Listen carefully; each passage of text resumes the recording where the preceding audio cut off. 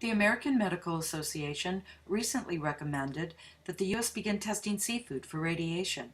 However, the U.S. currently has the highest allowable recommended levels for radiation for food in the world. This is a loophole that concerned citizens have addressed by filing a legal document known as a citizen petition to the U.S. FDA. The National Academies of Science has stated that there are no safe levels of radiation. This is the petition. Citizen petition, action requested, statement of grounds.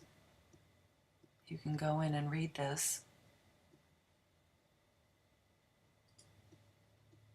It has been 1 year since Fukushima Fallout Awareness Network, or FFAN, filed the citizen petition. It is a legal document which requires a response from the FDA.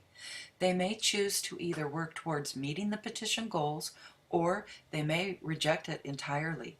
And while the FDA has responded that they need more time to consider their next response, FFAN feels that 1 year is long enough. We need your help now so that the FDA understands that we are serious and require their full cooperation immediately on this critical issue.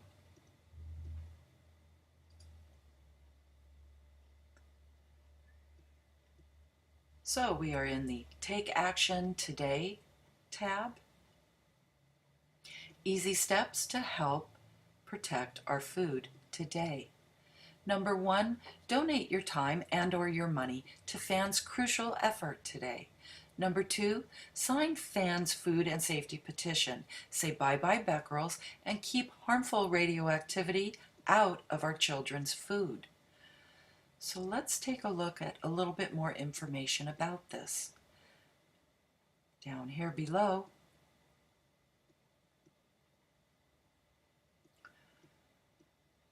the current US FDA recommendation, which is not binding, is 12 times higher than the limit in Japan.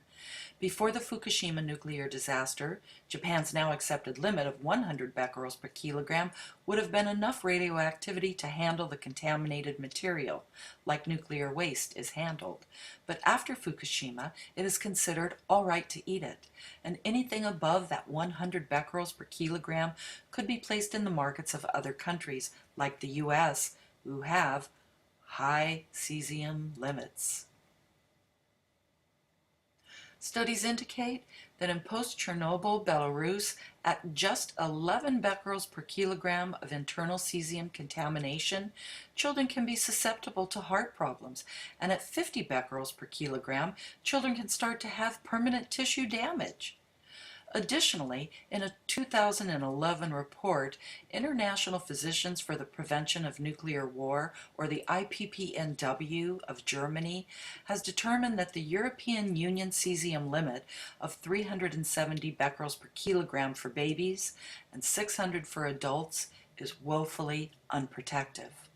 Such high limits for cesium could be responsible, in combination with other man-made radioactivity like strontium-90, plutonium-239, and iodine-131, where cesium-137 is a sentinel indicator for the presence of these other isotopes and often does not exist without them, for roughly 150,000 additional cancer deaths in Germany alone if people consume only products contaminated to the maximum permissible limit.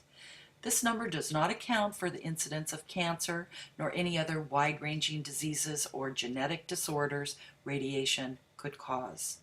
The highest limit in Europe is half of the 1200 becquerel per kilogram of cesium that the US FDA recommends as its action limit. We should note, however, that the U.S. recommendation comports very closely with the 1250 becquerel per kilogram limit for most foodstuffs proposed by Euratom. That's the European Atomic Energy Community. That's the body of the EU that promotes nuclear power. The IPPNW report recommends a 4 becquerel per kilogram of cesium-137 and a 4 becquerel per kilogram limit of cesium-134 for children, which those limits are very similar to the 5 becquerel per kilogram we are asking the FDA to implement for everyone. Beyond Nuclear believes it is impractical for the U.S. to have one standard for adults and one for children.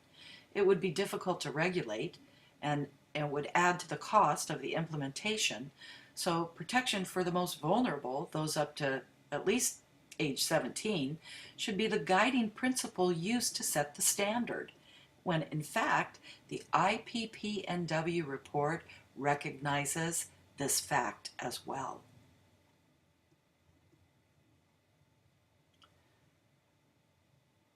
Also, there's a little bit more information regarding this if we go into the Media tab. And here you can find Cindy Folkers of BeyondNuclear.org, who gave this 15-minute, very informative, concise presentation as part of the 2-day International Symposium on the Medical and Ecological Consequences of the Fukushima Nuclear Accident, which was held at the New York Academy of Medicine, New York City, in March 2013. That was co-sponsored by the Helen Caldicott Foundation and Physicians for Social Responsibility. If you have not seen this, please watch it. If you have seen it, please watch it again, because in here you will find everything that you need to know and understand regarding why the Citizens Petition was filed to the US FDA, and why exactly that your support is so desperately needed. There are an awful lot of other links and interviews that you can find there as well. So, going back to the Take Action tab, let's take a look at FFAN's Food Safety Petition.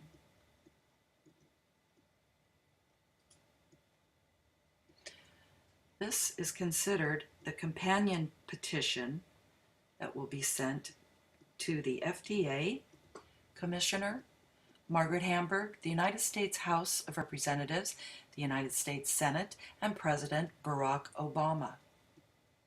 This is very easy to sign. This is moveon.org petitions. Just fill this out, take you maybe 1 minute, leave a comment, and sign the petition.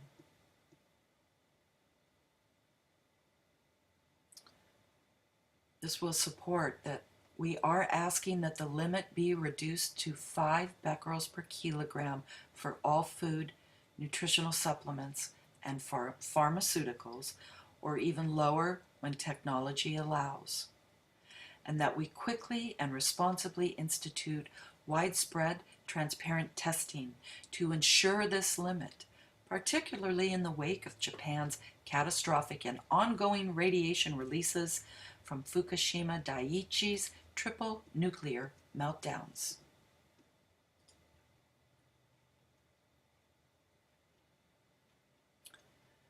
Okay, submit your comment to the FDA and insist that they lower the acceptable levels of radioactive contaminants currently allowed in our food supply. Here we have a tab for organizations, and here we have one for individuals. Please endorse FFAN's urgent FDA food safety petition. The FDA has accepted FFAN's citizen petition into their process. However, in order for them to work with us in an official capacity, we urgently need your comments now. They are accepting comments and supporting documents from individuals such as yourself, mothers, fathers, teachers, coaches, physicians, nurses, professors, scientists, the list goes on. The more concerned individuals who submit their comments in support of this urgent matter, the sooner the FDA will officially accept the petition. And by signing and commenting on the citizen petition to the FDA, You will join our list of endorsers, and your comments will be published in our ongoing campaign to educate and encourage other individuals to do the same. Here are a couple of examples. And here is the link to the FDA Submit a Comment petition. This is in regulations.gov. You have this area here. Put in your comments. There is also a checklist. It might be a little guideline for you to follow if you feel necessary. You can also upload files here and supporting evidence and documents. Please keep your comments civil and put in your first and last name here. You can also provide more contact information if you wish. And then finally, we need to use this box to categorize if we are an individual, an industry, or an academic. So most of us are going to fall under the individual category, which would be individual consumer. Click on the Continue button to finish.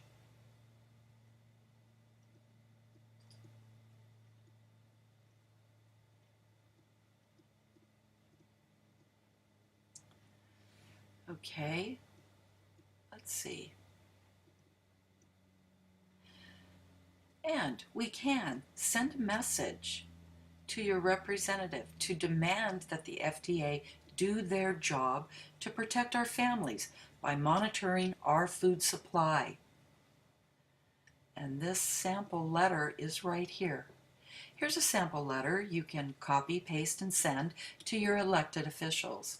It's always good to add your own words as well, and it's easy to do. Just click on this link and find your representatives. This is very important that we understand that, all children worldwide deserve equal protection. So please tell me why children in the U.S. are allowed to eat at minimum 12 times more man-made radioactive poison in their food than children in Japan. So I'm also sending this to my very local city officials because I know they don't understand this. I know they have no clue. So this is about educating as well as taking action, supporting Fukushima fallout awareness. Okay? You can also join FFAN on Facebook to get up-to-date information. Radiation continues to emit from Japan's Fukushima nuclear plants, and this is affecting the global environment as well as our food supply. Education and awareness are key. Education and awareness are key. Also, you can take a look and read Silence Deafening, Fukushima Fallout, A Mother's Response. Silence Deafening, Fukushima Fallout, A Mother's Response speaks to the urgent need for the U.S. and international food monitoring due to the ongoing nuclear crisis at the Fukushima Daiichi, as radioactive fallout is now migrating to our homes and our kitchens. This was written by the founder and director of Fukushima Fallout Awareness Network, or FFAN. Kimberly Roberson's groundbreaking book explains in lay terms how we got here and underscores the immediate need to monitor our food and also hasten the transition to renewable energy now.